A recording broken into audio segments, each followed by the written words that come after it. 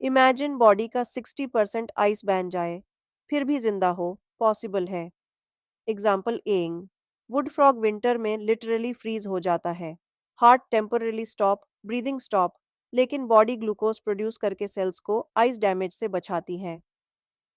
Example दो, Arctic ground squirrel body temperature near freezing तक गिरा देता है हाइबरनेशन के दौरान। एग्जाम्पल तीन, टार्डिग्रेड्स फ्रोजन स्टेट में मेटाबॉलिज्म ऑलमोस्ट जीरो कर देते हैं, फिर नॉर्मल टेम्परेचर पर revive.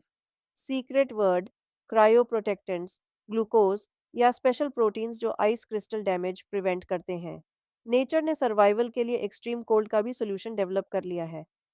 Like share and subscribe smart biology hub.